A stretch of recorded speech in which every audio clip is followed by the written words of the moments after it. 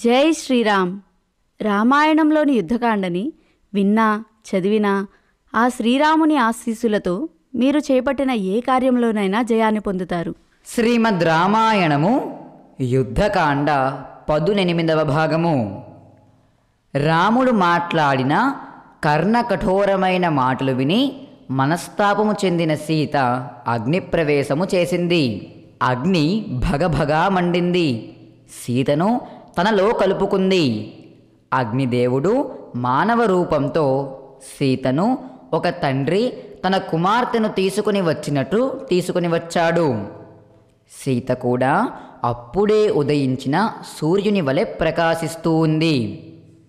దోషరహితురాలైన సీతను అగ్నిదేవుడు తీసుకుని వచ్చాడు. రామునికి అప్పగించాడు. హవ్యవాహనుడైన అగ్ని రామునితో ఇలా అన్నాడు: ఓ రామా, ఇదిగో నీ సీత, నీకే క్షేమంగా అప్పగిస్తున్నాను. ఈమె ఏ పాపము చేయలేదు. ఈమె చరిత్ర పవిత్రమైనది. ఈ సీత త్రికరణ శుద్ధిగా నిన్నే నమ్ముకుంది. నిన్నే మనసులో నింపుకుంది. పరపురుషుని గురించి కలలో కూడా తలువలేదు.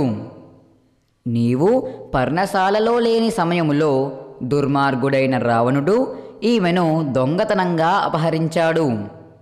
ఈమెను లంకకు తీసుకొని పోయి అంతఃపురములో ఉంచాడు. రాక్షస స్త్రీలను కాపలాగా పెట్టాడు. రావణుడు నయానా భయానా సీతను తన వైపుకు తిప్పుకోవాలని చూశాడు. కానీ మనసా వాచా కర్మణ సీత నిన్నే నమ్ముకుని రావణుడి ప్రలోభాలకు బెదిరింపులకు లొంగలేదు. రాక్షసుడిని ఒక గడ్డిపోచ మాదిరి చూసింది. ఈమె మనస్సులో ఎటువంటి పాపభావన ప్రవేశించలేదు. ఈమెను ఏమీ అనకుండా స్వీకరించు, ఇది నా ఆజ్ఞ అని ఆదేశించాడు అగ్నిదేవుడు.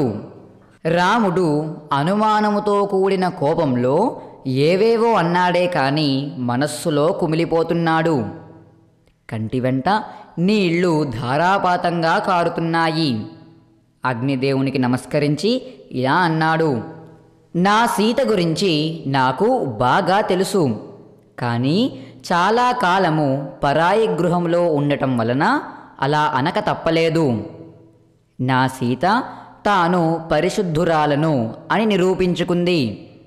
అలా కాకుండా సీత నా వద్దకు రాగానే నేను స్వీకరించి ఉంటే ఇక్ష్వాకు వంశంలో పుట్టిన రాముడు, దశరథ తనయుడు రాముడు కుమారుడైన రాచధర్మములను మరచి ప్రవర్తించాడు అని ప్రజలు నన్ను నిందించి ఉండేవారు. ఇన్నాళ్ళు నన్ను అనుసరించి ఉన్న సీత గురించి నాకు బాగా తెలుసు. ఆమె పాతివ్రత్యమును నేను ఏనాడు శంకించలేదు. సీతను రావణుడు చెయ్యి వేసి ముట్టుకోలేడని నాకు బాగా తెలుసు. రావణుడికి సీతను కనీసం మనస్సులో తలుచుకోవడానికి కూడా శక్తి లేదు. ఆగర్భ శ్రీమంతురాలైన సీతకు రావణుడి ఐశ్వర్యములతో పని ఏమి ఉంటుంది? సూర్యుని నుండి తేజస్సు ఎలా విడవడదో అలాగే సీత కూడా నా నుండి విడివడదు. నన్ను తప్ప పరపురుషుని తలుచుకోదు. సీతతో సమానమైన పవిత్రురాలు ముల్లోకములలో లేదని నాకు తెలుసు. అటువంటి సీతను నేను ఎలా వదులుకోగలను? అందుకనే ఆమె కోసం ఇన్ని కష్టములకు ఓర్చి రావణ సంహారం చేశాను. కానీ సత్యమునకు ధర్మమునకు కట్టుబడిన నేను సీత అగ్నిప్రవేశము చేస్తూ ఉన్నా చూస్తూ ఊరుకున్నానే కానీ ఆపలేదు. మీరు నా సీతను నాకు అప్పగించారు. నేను మీ మాటలను తప్పకుండా పాటిస్తాను అని రాముడు సీతను అగ్నిదేవుని నుండి సంతోషంగా స్వీకరించాడు. శ్రీమద్ రామాయణము యుద్ధకాండ 118వ భాగము సంపూర్ణము. హరి ఓం తత్సత్.